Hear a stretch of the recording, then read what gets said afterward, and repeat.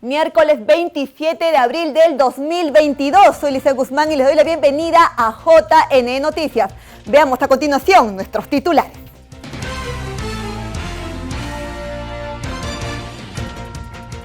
El JN indica que la desconcentración de servicios también es un deber esencial de la administración pública. Paul Vizcarra, jefe de las ODES, indica que las oficinas desconcentradas del JNE son permanentes a nivel nacional.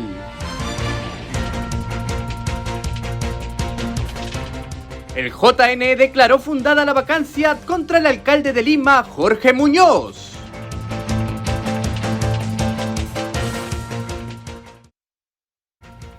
En el marco de las elecciones regionales y municipales, el presidente del Jurado Nacional de Elecciones, Jorge Luis Salas Arenas, afirmó que la desconcentración de los servicios es un deber esencial en la administración pública.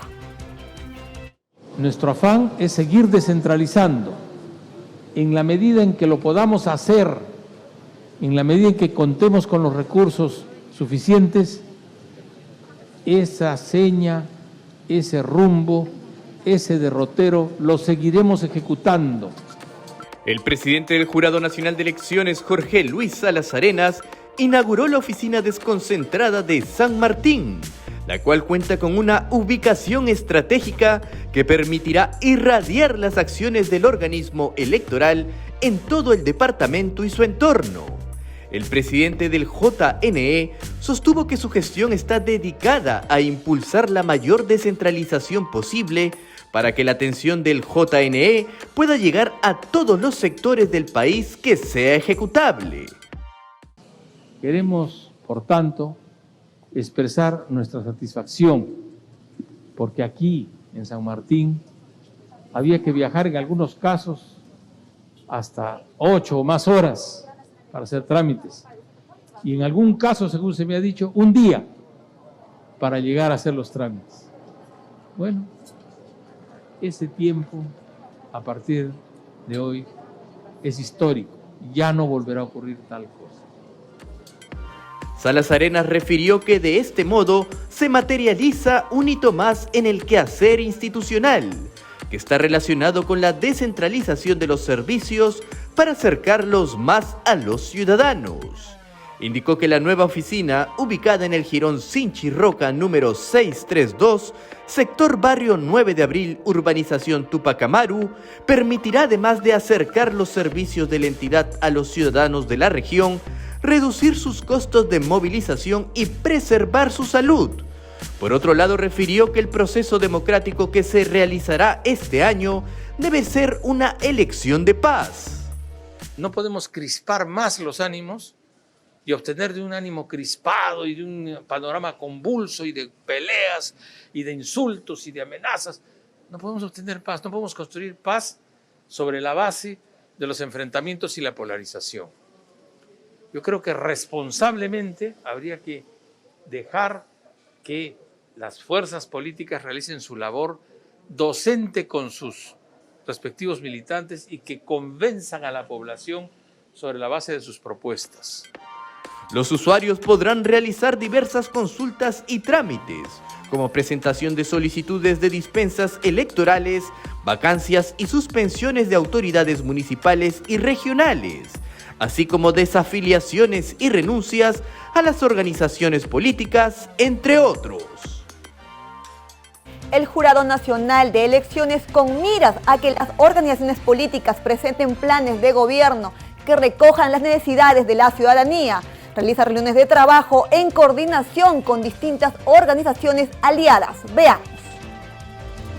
La Dirección de Educación y Formación Cívica Ciudadana impulsa la reunión de trabajo sobre la asistencia para la elaboración de planes de gobierno que deberán presentar las organizaciones políticas con miras al proceso comicial.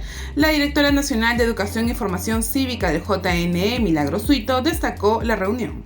Con la finalidad de que puedan tener toda la información posible, las herramientas de planeamiento estratégico, información sobre las agendas, digamos, y los enfoques, y sin lugar a duda recordaremos que ya el jurado hace varias semanas ha publicado los reglamentos que van a regir en este proceso electoral, y uno de los temas importantes es el plan de gobierno, ¿no? Es un requisito que tienen que cumplir todas las organizaciones políticas para poder inscribir su lista. Asimismo, resaltó que los esfuerzos desde el Jurado Nacional de Elecciones se realizan con miras a brindar espacios de información a los actores electorales.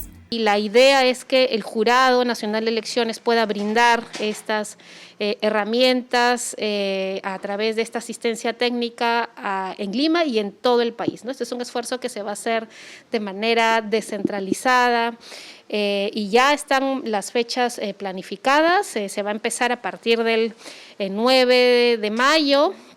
En realidad, más de una semana de capacitación de manera simultánea aquí y en todas las regiones, de modo que todas las organizaciones políticas cuenten con información concreta, útil. Como lo indica la doctora Suito, lo que se busca es que las organizaciones políticas presenten planes que recojan las necesidades de la ciudadanía. Que se ajusten, digamos, al cumplimiento de metas, que tengan en cuenta también el marco presupuestal, los proyectos de inversión que están en marcha y aquellos que, digamos, las organizaciones políticas, en este caso las autoridades electas, puedan implementar para cerrar estas brechas que mencionábamos, tanto en salud, educación, que hemos visto tan, digamos, evidenciadas producto de la pandemia. Al respecto, destacó que la información tras estas reuniones del trabajo serán llegar a los organizaciones políticas. Se está reforzando este repositorio donde el partido va a poder,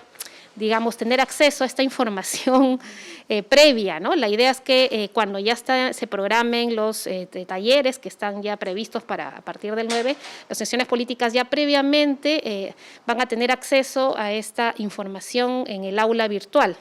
Van a poder familiarizarse, digamos, revisar toda esta información y ya más bien en el taller que se está, digamos, programando puedan, digamos, brindarles algunos elementos que complementen esta información. Dicho repositorio servirá entonces para absolver dudas y consultas sobre los planes de gobierno que podrían presentar las organizaciones políticas.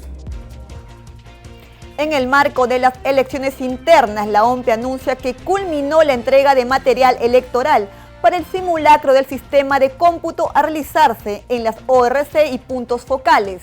Anuncia además que ahora prosigue con las impresiones de las cédulas de sufragio. Culminó este martes 26 de abril el despliegue del material que será utilizado en el simulacro oficial del sistema de cómputo electoral que se realizará el 7 de mayo para las elecciones internas. La OMPE informa que este material consiste en equipos de cómputo, así como paquetes de útiles para la instalación, escrutinio y reserva, además del paquete para el coordinador del local de votación, material de contingencia de la solución tecnológica de apoyo al escrutinio, ánforas y cabinas de votación, así como indumentaria electoral. El despliegue tuvo como destino las oficinas regionales de coordinación de Cajamarca, Chachapoyas, Ayacucho, Abancay, Cusco, Arequipa, Puno, Huánuco, Pucallpa, Ica, Tacna, Chiclayo, Piura, Tarapoto e Iquitos, así también las oficinas regionales de coordinación de Huancayo, Trujillo, Huaura y Huaraz. Además, los puntos focales de Pasco, Cañete, Moquegua, Tumbes, Madre de Dios, Huancavelica, Santa, Lima Metropolitana y Callao. Tras ello, el organismo electoral prosigue con la impresión de las cédulas de sufragio que se usarán en las elecciones internas del 15 de mayo. De inmediato nos enlazamos con Paloma Barreto desde la región de San Martín para informarnos respecto de las labores que el Jurado Nacional de Elecciones viene realizando en el marco de las subnacionales. Hace unos minutos ha concluido la audiencia pública descentralizada del Pleno del Jurado Nacional de Elecciones en la región San Martín, en la ciudad de Tarapoto. Para más detalles sobre esta actividad vamos a conversar con el presidente del máximo ente electoral, el magíster Jorge Luis Salas Arenas. Muy buenos días, presidente. Muy buenos días. Sí, estamos contentos de habernos trasladado hasta Tarapoto, primero con la finalidad de inaugurar la oficina descentralizada, que es un hito para nosotros importante, señero para la democracia y el mejor cumplimiento de nuestras funciones en toda la zona. Y en segundo lugar también para realizar este acto democrático, público, de análisis de causas, algunas de las cuales tienen que ver con San Martín, para poder discutir públicamente, es decir, escuchar a las partes y poder oír sus argumentos con la finalidad de estar informados de mejor forma sobre lo que vamos a decidir. Presidente, ¿qué es lo que busca el Pleno del Jurado Nacional de Elecciones realizando este tipo de actividades en diferentes regiones del país? Ya, nosotros no es que estemos movilizándonos de modo permanente, sino que si tenemos que movilizarnos para un acto tan trascendente como es la inauguración de una oficina centralizada, aprovechamos nuestra presencia para realizar un acto de esta naturaleza también de modo descentralizado, ¿no? Claro, lo ideal sería poder, por ejemplo, trasladarse a Puno para ver las causas de Puno, trasladarse a Trujillo para ver las causas de Trujillo, pero tendremos que agruparlas y no es posible siempre, ¿no? En principio. Y como la virtualidad tiene ahora un gran beneficio, que es la de acercar a las personas que están lejos, entonces ese mecanismo, la utilización de la tecnología nos ha permitido realizar audiencias de esa naturaleza en sitios lejanos, ¿no? Sin que se tenga que trasladar e invertir en el traslado, ni el interesado, ni su defensa, de modo que el Pleno puede estar en Lima, reunido, y los abogados estar uno en Cajamarca y el otro en, qué sé yo, en Tacna. Presidente, hoy el Pleno del máximo ente electoral se encuentra en la región San Martín. Sin embargo, el Jurado Nacional de Elecciones hace esfuerzos para que en los próximos días también puedan estar presentes en otras ciudades, también inaugurando otras oficinas desconcentradas. Es así, vamos a ir a Ica a inaugurar una oficina y luego reinauguraremos alguna otra que tenemos, pero porque hemos mejorado sus condiciones y sus sistemas de desempeño, ¿no? La finalidad es optimizarlo todo para que este proceso electoral sea técnicamente mejor, que sea más asequible, más transparente. Ese es el afán.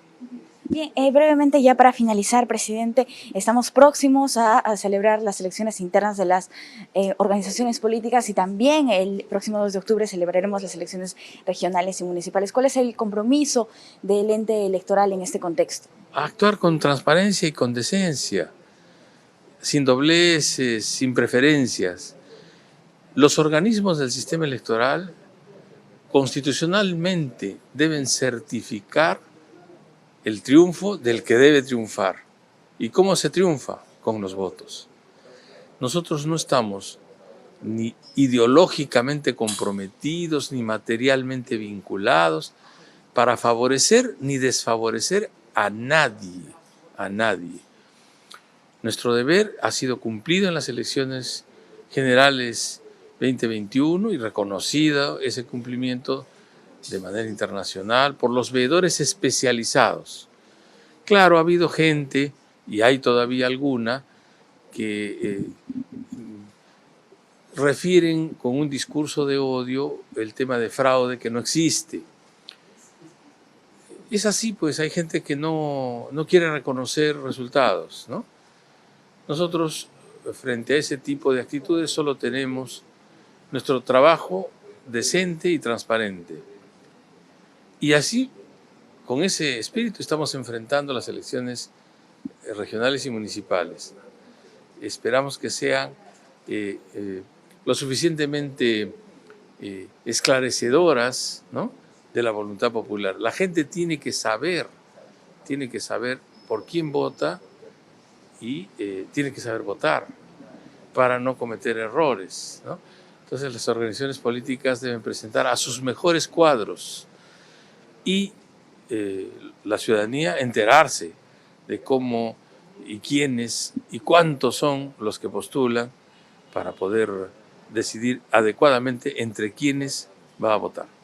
Listo. Presidente, muchísimas gracias por acompañarnos aquí en JN Noticias. Muchas gracias y gracias también a los oyentes. Gracias. Buenos días. Bien, de esta manera, en todo caso, concluyen las actividades del Pleno del Jurado Nacional de Elecciones en la ciudad de Tarapoto, región de San Martín. Es toda la información que tenemos para ustedes. Gracias, Paloma, por esta información. Ahora le comentamos que con miras a los comicios de octubre, el Jurado Nacional de Elecciones, a través de la Escuela Electoral y de Gobernabilidad, realizará la conferencia Paridad, Alternancia y Cuotas Electorales, aplicables para las elecciones en marcha. Dicho evento estará a cargo de la expositora Amelia Hernández Donaire, quien es especialista en Derecho Electoral. La cita es hoy, miércoles 27 de abril a las 6 de la tarde. Los interesados pueden inscribirse ingresando a la página web www.sg.edu.pe.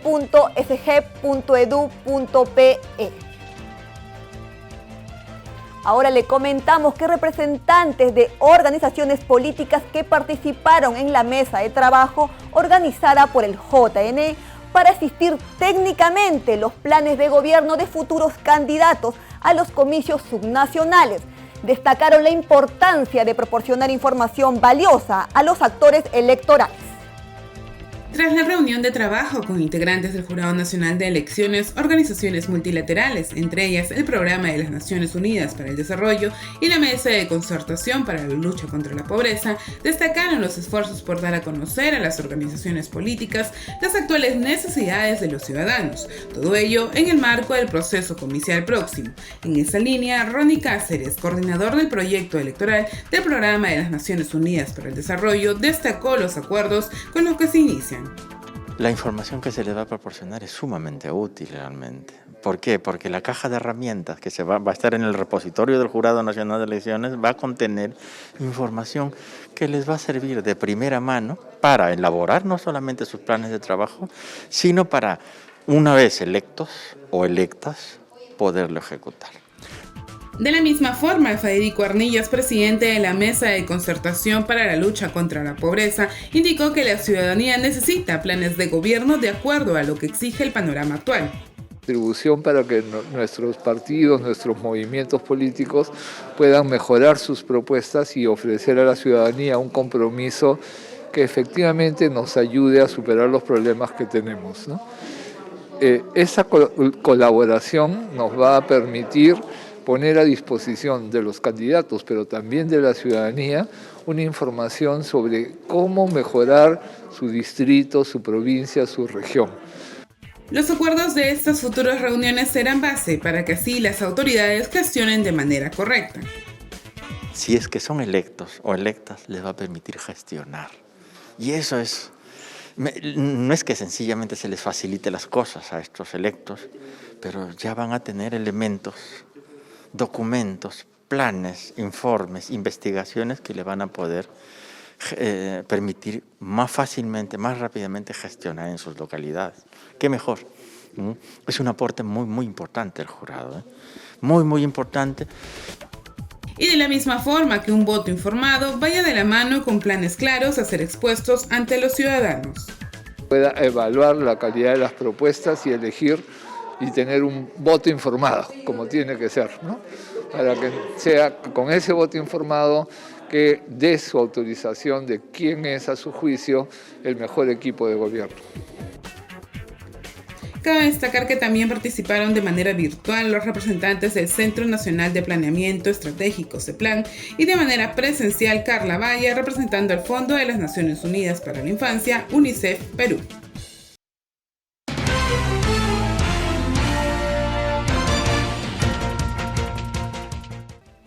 Luego de la inscripción de candidatos, muchas veces se presentan denuncias periodísticas, pues algunas de ellas son cuestionadas. Para aclarar este tema, vamos a conversar sobre los requisitos para la elección de precandidatos a las elecciones internas, y para ello ya nos encontramos con el doctor Fernando Tuesta Soldevilla. Él es politólogo y ex jefe de la OMPE. Doctor, buen día. ¿Qué tal? Buenos días, gracias por la invitación. Le damos la bienvenida al programa. Por favor, coméntenos para que se pueda aclarar el tema. ¿Cuáles son los requisitos que tienen que cumplir la inscripción de candidatos para las elecciones internas? Lo has dicho bien en tu presentación. Muchas veces luego que salen elegidos o postulan algunos candidatos, se cuestiona en relación a la idoneidad, señalando que por qué se les ha dejado inscribir. En realidad, Los requisitos están establecidos en la ley, pero quienes tienen que aplicar la ley en primer momento son las organizaciones políticas de cara a las elecciones internas que se van a realizar justamente en las próximas semanas. Los requisitos son de ley, pero, por ejemplo, tener DNI, estar inscrito, mayores de 18 años, ser peruano de nacimiento, pero hay algunos requisitos, digamos, más particulares, ¿no? Por ejemplo, se ha señalado que para que tú luego seas inscrito como candidato en las internas, el partido debiera establecer que esos candidatos tienen que pasar necesariamente por las internas de los partidos. Esa es una condición fundamental.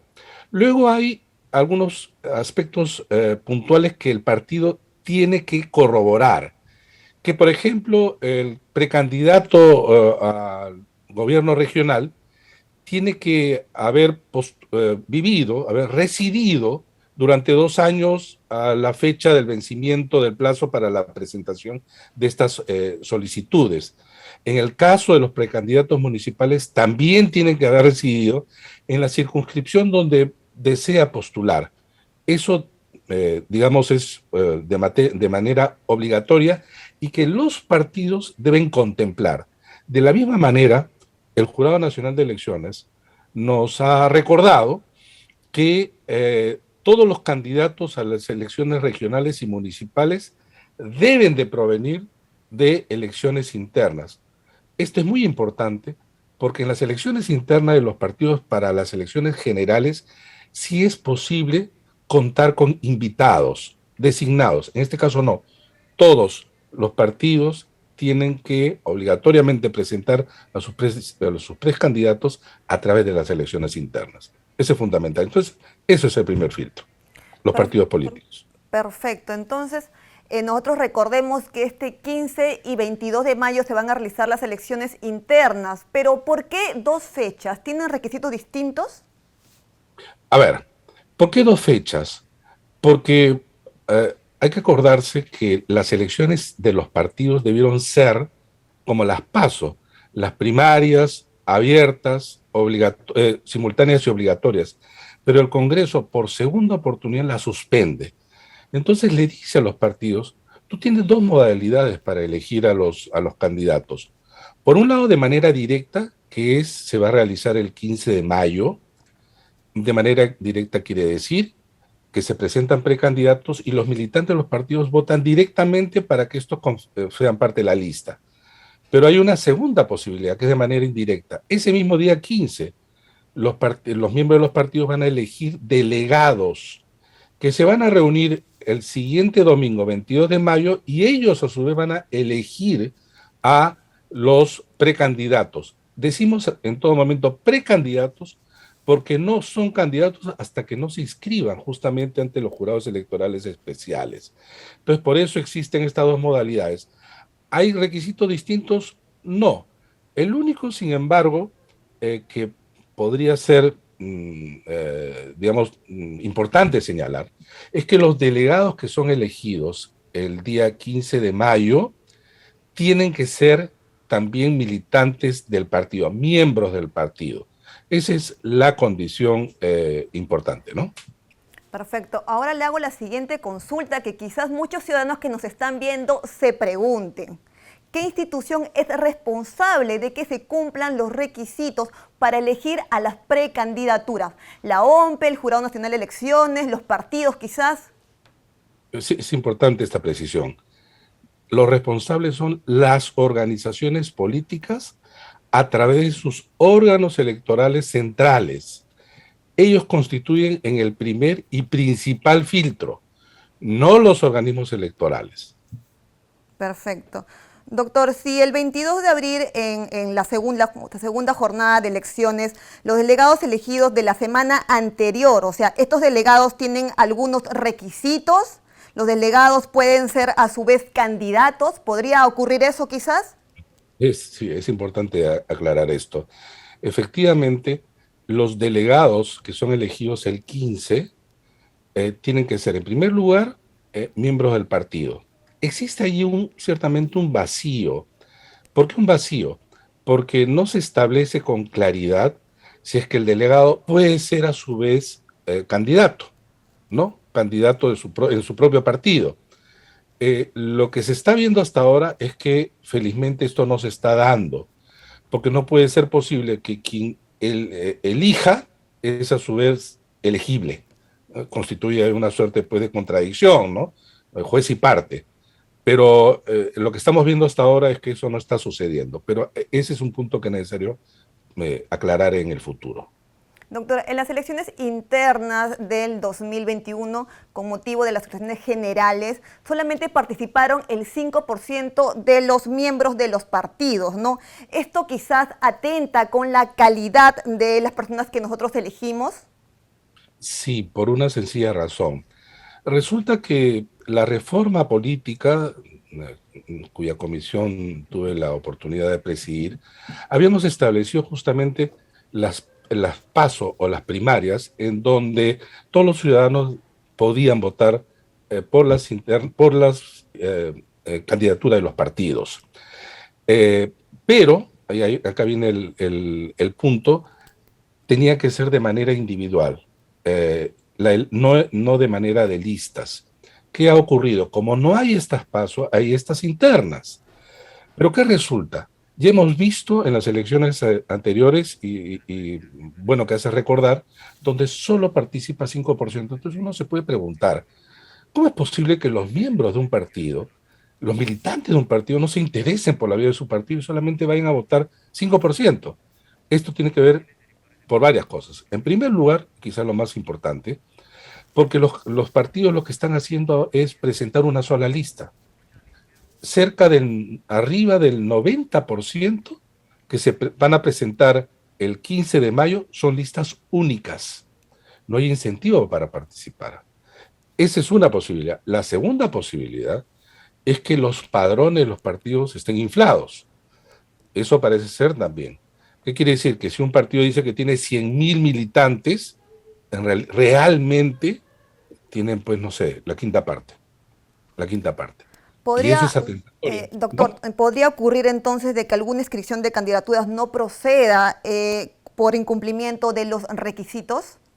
Claro, si es que el primer filtro no ha sido el adecuado, una vez elegidos los precandidatos, tienen que inscribirse ante el jurado electoral especial. Y, por ejemplo, no cumplen con algunos requisitos. ¿Y de quién es la responsabilidad? Perdón que le corte. ¿De quién es la responsabilidad entonces? ¿De los partidos políticos, del jurado? Del partido político, del partido político. El partido político es, repito, el que es el primer filtro. Es el que supuestamente conoce a su militancia, el que supuestamente ha revisado los requisitos, ¿no? Pero en el momento de la presentación ya es otra cosa, ¿no? Pero efectivamente eso puede ocurrir, sí puede ocurrir, claro. Entonces le pregunto, en algunos casos, bueno, en algunos medios de comunicación se publica la inscripción de candidaturas que tienen procesos judiciales. Eso suele pasar comúnmente cuando ya se conoce la inscripción de los candidatos, ¿no? Que muestran los procesos judiciales. Y muchas veces lo que pasa es que se responsabiliza al ente electoral en este tema. ¿Esto puede ocurrir? ¿Esto es correcto quizás? Sí, es correcto, porque en realidad muchas veces hay pues un cuestionamiento, como hemos dicho al inicio de la entrevista, pero resulta que quizá los medios sostienen que por qué se les ha dejado postular a algunas personas, ¿no? Cuando tienen procesos. Bueno, solo se puede impedir que un candidato sea inscrito si tiene una sentencia en primera instancia por delito doloso, y entonces esta persona, digamos, está limitada, se le prohíbe postular. Es más, esto ha sido a mérito de una modificación de la Constitución, propuesta que también, por cierto, lo planteamos en la Comisión de Alto Nivel para la Reforma Política. Pero esa es una cosa. Distinto es si es que esta persona tiene un proceso judicial, así sea esta de una envergadura, digamos, importante. No se le puede impedir. Y entonces, ciertamente, quizá por falta de conocimiento en los medios, señalan al Jurado Nacional de Elecciones como responsable de que esta persona vaya a postular. Es más, podría ocurrir lo siguiente: una persona tiene un proceso judicial, sale elegido, es proclamado, ejerce y luego lo sentencian, ¿no? Perfecto. Pero ya ese ya es otra cosa. Muy bien, doctor, yo le agradezco por esta valiosa información que nos acaba de brindar. Muchas gracias. Gracias a ustedes. Hasta otra oportunidad. Nosotros vamos a una pausa, pero antes lo dejamos con imágenes de los electores de Piura.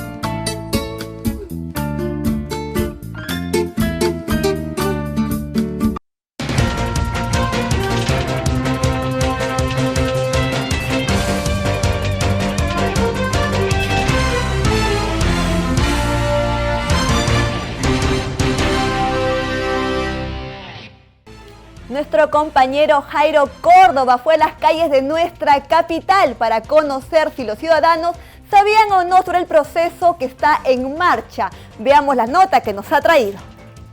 Este año se celebran elecciones regionales y municipales en el país, en todo el territorio nacional. Hoy vamos a saber si la gente está enterada acerca de este proceso electoral, de este evento democrático. Acompáñenme. ¿Sabías que este año elegiremos a nuestras autoridades regionales y municipales? ¿Este año? Sí. ¿Hay elecciones? Sí. A ver, no estoy al tanto. ¿Usted sabía que este año van a haber elecciones regionales y municipales? En el mes de octubre. En el mes de año hay elecciones regionales y municipales, ¿tú sabías? No. Sí sabía. El 2 de octubre, sí sé. Eso, si no me equivoco, es en agosto, septiembre. ¿Tú sabías que este año se van a realizar elecciones regionales y municipales? No sabía. No estoy informado. No, desconozco, mi amor. ¿Usted sabía que este año hay elecciones regionales y municipales? Sí, en noviembre. El próximo 2 de octubre, más de 24 millones de ciudadanos iremos a las urnas para elegir a nuestras nuevas autoridades subnacionales. Pero, ¿qué significa ello? Significa que tendremos la oportunidad de elegir gobernadores, vicegobernadores y consejeros regionales, así como alcaldes y regidores, tanto en el nivel provincial como en el distrital. En este contexto, el Jurado Nacional de Elecciones, la Oficina Nacional de Procesos Electorales y el Registro Nacional de Identificación y Estado Civil vienen realizando diferentes esfuerzos para informar a los ciudadanos sobre todo el proceso democrático. Por ejemplo, el Jurado Nacional de Elecciones publica en su cuenta de Twitter entrevistas a autoridades y expertos electorales e informaciones que ayudan a esclarecer los diferentes momentos del cronograma electoral. Otro de los temas que consultamos a los ciudadanos es cómo definen su voto y qué medios utilizan para decidirse. Sinceramente que trato de evitar ver noticias, la verdad. Veo por la televisión, ¿no? Mediante el internet. Primero tendría que leer las propuestas de cada uno de los postulantes y basado también en algunos antecedentes que han tenido, en algunas otras experiencias, otras propuestas que han mantenido.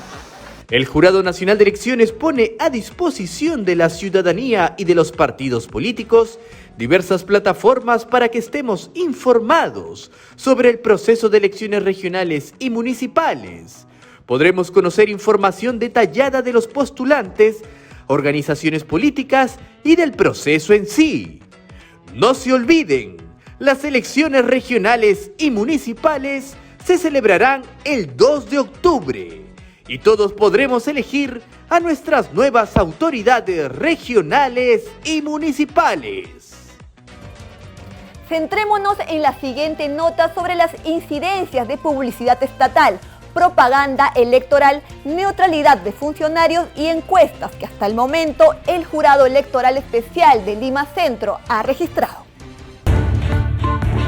Los jurados electorales especiales creados para cada proceso electoral o consulta popular se encargan de supervisar y controlar las actividades de gestión jurisdiccional y fiscalizadora de sus respectivas circunscripciones, a fin de garantizar el respeto a la voluntad ciudadana en todo proceso electoral.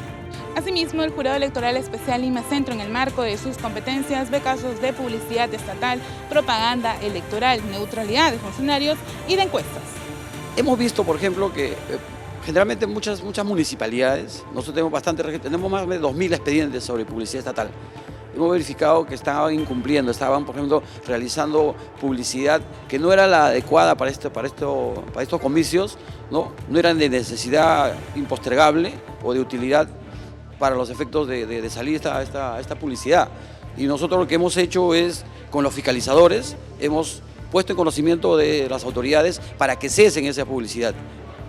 Tenemos en propaganda electoral más o menos como 197 expedientes que han sido reportados por los fiscalizadores.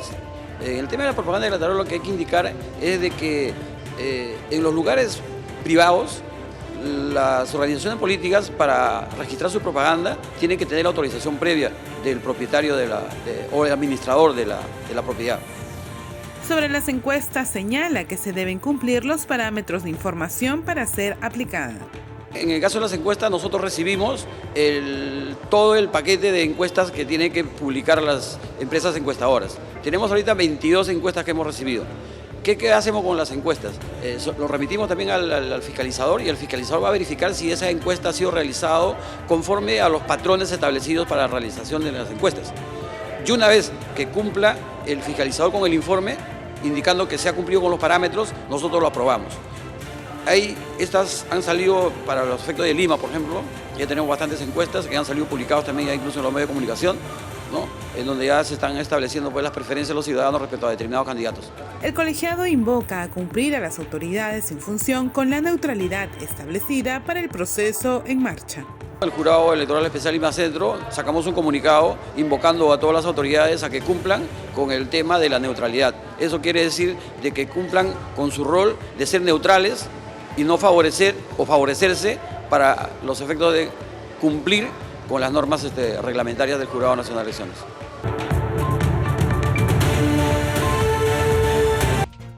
El Jurado Nacional de Elecciones emite un reglamento para centros poblados. Este reglamento es el primer documento que marca una fecha específica para que todos los centros poblados realicen su convocatoria en una misma fecha y con intervención o apoyo de los órganos electorales. El JN establece un nuevo reglamento en virtud de la Ley de Elecciones de Autoridades Municipales de Centros Poblados, el cual determina como fecha única la realización de las elecciones municipales, las mismas que deben realizarse el primer domingo del mes siguiente a la fecha de elección de alcaldes provinciales y distritales. Y ahora con el reglamento que ha sido publicado este año en abril, es que va a permitir estandarizar la fecha de la elección, que en este caso es para el día 6 de noviembre de este año. Como efectivamente mencionas, Jairo, hay una coincidencia. Y la idea es que ese día, el 6 de noviembre, todos los alcaldes provinciales a nivel nacional pues lleven a cabo de alguna forma, materialicen este proceso electoral. Claro. El especialista señaló que el alcalde provincial es el responsable de la ejecución del proceso electoral en coordinación con el alcalde distrital de la correspondiente jurisdicción. A diferencia de lo que conocemos en las elecciones regionales y municipales, acá no están los jurados electorales especiales, sino aquí lo que se establece es la conformación de un comité electoral que está conformado por 5 pobladores de cada circunscripción, de cada municipio del centro poblado, de cada municipalidad. Claro. ¿No? Y de esa forma es como vienen participando. Finalmente, agregó que la presencia de fiscalizadores electorales en el proceso electoral requiere necesariamente de la suscripción en forma previa de un convenio de cooperación interinstitucional entre la Municipalidad Provincial y el Jurado Nacional de Elecciones.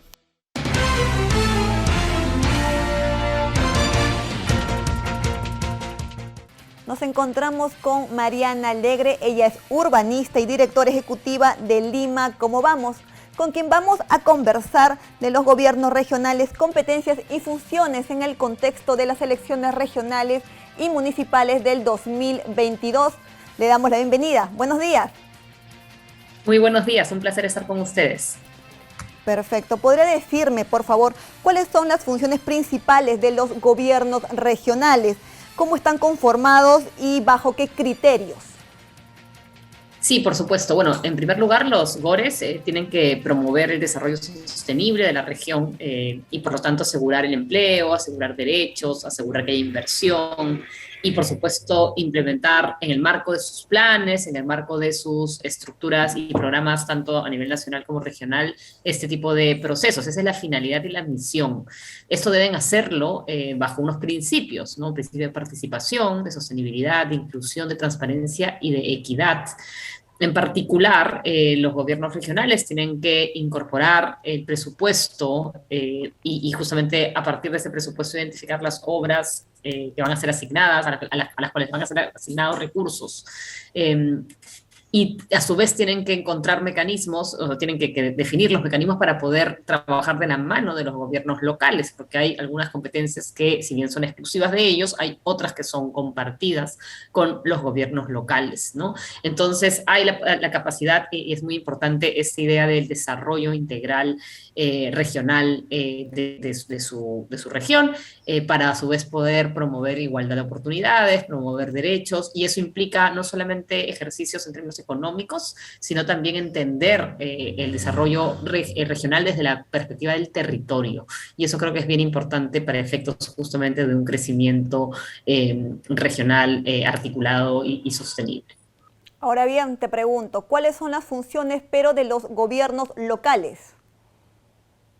Sí, los gobiernos locales, por su parte, tienen una jurisdicción más pequeña, ¿no? En ese sentido, adscrita justamente a los límites jurisdiccionales de su territorio, y en este caso tienen la capacidad y tienen la obligación de generar y promover oportunidades a nivel de calidad de vida de las personas que habitan en su jurisdicción.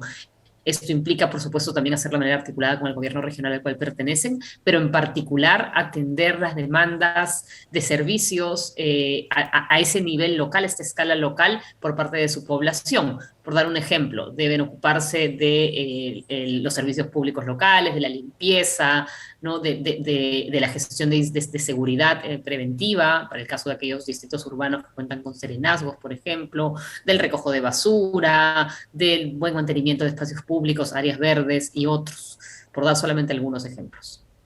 Perfecto. Siendo así, entonces, ¿cuáles son las diferencias de las funciones de los municipios regionales y distritales? Sí, bueno, hay por supuesto diferencias naturalmente en términos territoriales y a nivel de escala, pero también es importante notar que los gobiernos regionales, al servir a una población mayor, deben atender funciones, por ejemplo, en cuanto a salud y educación, predominantes, ¿no? Y en ese sentido atender a la población de toda la región para efectos de garantizar la atención y los derechos a los que tienen que acceder, a diferencia de los gobiernos locales, donde, por ejemplo, pueden promover, sí, por ejemplo, una campaña de salud, pero no pueden desarrollar o promover la implementación y la construcción de un hospital a nivel. Sí, pero ¿cuáles serían las diferencias de las funciones de los municipios en sí, municipios provinciales y distritales? Ah, perfecto. Bueno, efectivamente, a nivel de los municipios, o sea, los gobiernos locales son dos, ¿no? El municipio provincial y el municipio distrital. Como bien dice su nombre, ¿no? El municipio provincial nos va a tener una mirada integral a nivel de la escala provincial, y eso implica, por ejemplo, la atención de una serie de servicios que, justamente por sus características, ocupan más espacio en términos de territorio, pero también en términos de flujos. Y eso es bien importante porque las jurisdicciones en sí mismas no son determinativas de que, por ejemplo, no sé, la contaminación del aire no se traslade de una jurisdicción a otra, ¿no? Al contrario, justamente en tanto son sistemas complejos, es que tenemos que atender y tener en cuenta estas diferencias entre la realidad jurisdiccional de las fronteras con la realidad del elemento o del fenómeno del proceso que se está buscando atender. Por su parte, los municipios municipios distritales tienen esta escala y esta mirada más particular, y es bien interesante e importante entender el rol de representación que tienen los gobiernos locales para con sus vecinos y poder elevar sus necesidades a nivel de la provincia y eventualmente ahí donde corresponda también a nivel del gobierno regional, en particular a través de la provincia, para poder cubrir las necesidades que son que vienen de una escala mayor, ¿no? Entonces, si bien un municipio local va a poder, por ejemplo, gestionar justamente temas de basura, de ornato, de mantenimiento, de atención y gestión de las vías locales, ¿no? Un municipio provincial va a tener entonces que promover y propiciar estrategias más integrales, por ejemplo, de gestión de residuos sólidos en términos mayores, gestión de las vías provinciales y, por supuesto, la articulación a nivel de los gobiernos, del gobierno nacional. Ok, ahora te pregunto, la provincia de Lima, a la que usualmente solemos llamar Lima Metropolitana, carece de gobierno regional. ¿Cuál y por qué ese estatus especial en Lima? Sí, a ver, aquí es bien importante. Lima Metropolitana tiene un estatus especial, un régimen especial, de hecho reconocido a nivel de la Constitución. Sin embargo, no hay un detalle mayor a nivel de reglamento aún vigente. Ha habido unos esfuerzos importantes para promover estas normativas a nivel del Congreso hace ya unos varios años, pero por el momento no hay una estructura que permita gestionarla desde ese nivel de detalle de qué significa ser régimen especial. Lima Metropolitana, a su vez, tiene 3 estatus. Tiene el estatus de, el alcalde de Lima Metropolitana tiene 3 estatus, ¿no? Tiene a su vez el encargo como alcalde distrital de Cercado de Lima, ¿no? La zona tanto del centro histórico como el resto del distrito, donde ejecuta las funciones justamente más menudas de gestión de espacios públicos, de acompañamiento para el tema de limpieza, ornato, parques. Tiene el rol a nivel del alcalde metropolitano, que sería el equivalente al alcalde provincial para que corresponde a otras regiones, donde mira justamente la extensión de Lima Metropolitana. Pero también tiene un gobierno regional, que es justamente la cabeza, hay una persona encargada, pero en la cabeza también es el alcalde metropolitano, y hay una serie de funciones justamente en torno, por ejemplo, a salud o educación, que no terminan de ser transferidas del todo. Se ha ocurrido en los gobiernos regionales en el resto del país. Entonces, Lima Metropolitana, más aún ahora que, por ejemplo, las funciones de transporte y tránsito han sido derivadas a la Autoridad de Transporte Urbano para Lima y Callao, cada vez se encuentra con menos competencia y menos posibilidad de maniobra en relación justamente a ser la autoridad metropolitana. Hay, sin embargo, un factor súper importante, y es que el alcalde o alcaldesa del sillón metropolitano tiene toda la capacidad y necesita gestionar liderazgo político y social a partir de las propuestas que lleve para articular, en el mejor de los casos, al 100% lo que va ocurriendo a nivel de los distritos de la capital, y de esa manera poder ver cambios integrales, ¿no? A nivel de todo el territorio de Lima Metropolitana. Muy bien, ahora te pregunto, sabemos que Lima es una provincia con su respectivo alcalde y dentro de su territorio hay más de 40 distritos con sus respectivos municipios y alcaldes, ¿no? Pero si bien se puede señalar sus funciones, se encuentran algunos conflictos entre ellos. Entonces, ¿podrías explicarme en ese sentido por qué razones y si de repente hay superposición de funciones? Sí, a ver, efectivamente, la fragmentación que existe del territorio en general en el país no nos permite gestionar de manera integral los procesos urbanos, porque hay una serie de fenómenos, de procesos y de políticas que tienen que verse de manera integral y que son independientes del límite jurisdiccional o fronterizo del distrito, del territorio que estamos evaluando. Por ejemplo, la cuenca del río Rímac atraviesa, ¿no?, una serie de distritos y la provincia también de Lima, y por lo tanto la gestión de la cuenca tiene que entenderse de manera integral. No es que solo el alcalde de Lima Metropolitana o el alcalde de, por ejemplo, Ate, puedan ocuparse de la gestión de la misma, ¿no? Lo mismo ocurre con el tema de tráfico y tránsito, lo mismo ocurre con el tema de contaminación del aire u otros.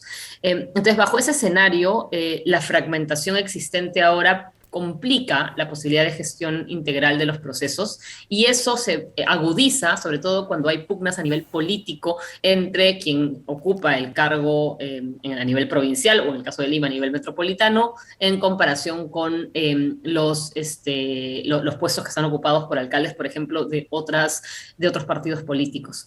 Debiera trabajarse de manera integral a partir justamente de la elección, porque ahí ya la contienda acaba y de todo caso se tiene que apostar por justamente promover la mejora de la vida de las personas que habitamos, en este caso la capital, por dar un ejemplo. Dicho esto, hay quienes indican que no existiría un problema de superposición de competencias, sino que las competencias están delimitadas de manera oficial. Sin embargo, estas son mal interpretadas o mal aplicadas, por lo tanto se empieza a generar conflictos a nivel justamente entre jurisdicciones y entre niveles de gobierno. Esto, por su parte, se complica nuevamente cuando se encuentran todavía en algunos casos demandas, ¿no? por independizarse o por volverse autónomos en cuanto a zonas del territorio, o también cuando hay conflictos, por supuesto, a nivel de fronteras, ¿no? Eso lo hemos visto a lo largo de los años periódicamente. Entonces, existen esos problemas. Hay, por supuesto, otros que te van a indicar que más bien que sí hay duplicidad de funciones y que lo que corresponde es reducir la cantidad de distritos o aglomerarlos. Una estrategia que se promovió para lograrlo y que está justamente en nuestra normativa es el tema de las mancomunidades, pero finalmente en este momento pues las mancomunidades acaban siendo más una fuerza más bien política y de articulación que realmente de ejecución de procesos y proyectos como fue pensada originalmente. Por último, y este es importante, la capacidad que tiene el alcalde, por ejemplo, metropolitano, más bien es justamente, o sea, está justamente en esta capacidad de generar articulación y organización entre las distintas autoridades para así lograr sus objetivos. Por otro lado, y eso también es importante, los alcaldes distritales tienen un carácter de representación en relación a sus vecinos que es muy importante de mantener. Ahora te pregunto, entre Lima y Callao hay un continuo urbano, se trata de una ciudad extendida, ¿no? Pero con autoridades distintas. Hemos visto que en alguna ocasión hay problemas con el transporte y su gobierno regional. ¿Esto es así? ¿Cuál es la raíz quizás de estos problemas? Sí, es sumamente importante entender que el crecimiento del territorio y de las ciudades acaban, en algunos casos, generando conurbación urbana o estos continuums urbanos a nivel del territorio. Eso, sin embargo, no implica necesariamente que tengamos que, a partir de la fórmula como está distribuida las jurisdicciones, tener que subsumir una jurisdicción en la otra, sino más bien procurar gestionar de manera articulada y identificando los límites y las competencias de forma clara para que el proceso pueda continuar. El caso del transporte es un ejemplo concreto. Las líneas de transporte no solamente transitan por un distrito o una jurisdicción, y tampoco una sola provincia, lo vemos claramente entre Callao y Lima, donde, por ejemplo, los habitantes del Callao tienen un destino principal para sus viajes, el distrito de San Miguel. Entonces, en este caso, justamente el problema se debe más a un aprovechamiento, ¿no? digamos, de las competencias por asuntos más bien políticos y no tanto técnicos, porque lo que se requiere justamente es que, por su parte, la provincia constitucional del Callao se desarrolle, se mantenga vibrante, tenga oportunidades, y al mismo tiempo Lima pueda hacer lo propio y se articulen los procesos que sí comparten. Están ahora inaugurando están construyendo, un segundo piso, una vía expresa en el Callao, en la vía expresa Santa Rosa, que básicamente está construida para sacar gente del aeropuerto y llevarla a Lima, generando, por lo tanto, una serie de problemas para la jurisdicción del Callao también, ¿no? Entonces, ahí es cuando se están planificando las cosas de manera desarticulada, sin entender que, si bien son territorios diferentes, la gestión de varios de sus procesos tienen que ser articulados e integrados, y es ahí donde está el problema en este momento. Perfecto, yo le agradezco por la información que nos acaba de brindar. Muchas gracias. Vamos a una pausa y retornamos.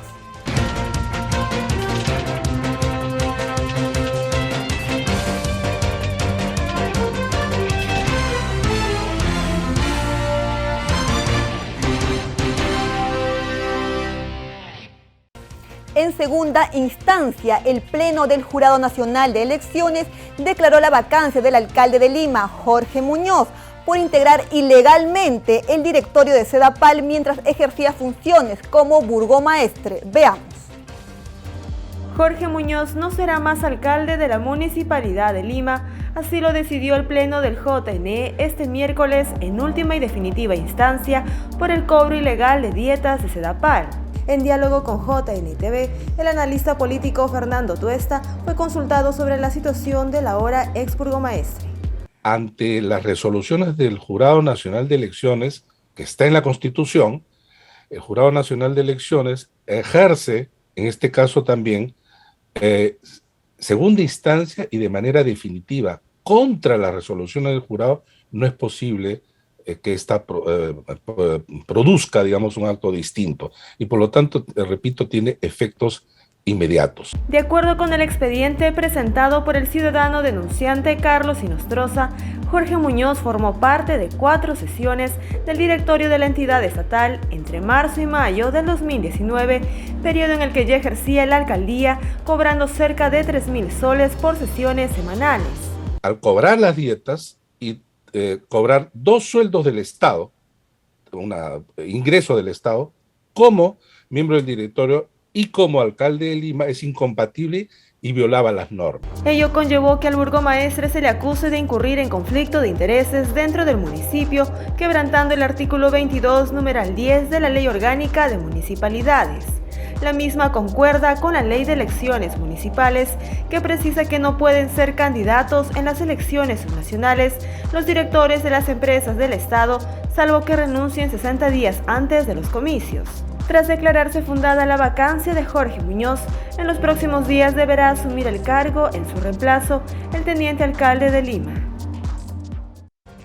Gracias por acompañarnos. Para más información electoral, sintonice el canal 516 de Movistar TV, las redes del Jurado Nacional de Elecciones y la señal de nuestros canales aliados. Lo dejamos con imágenes de Piura.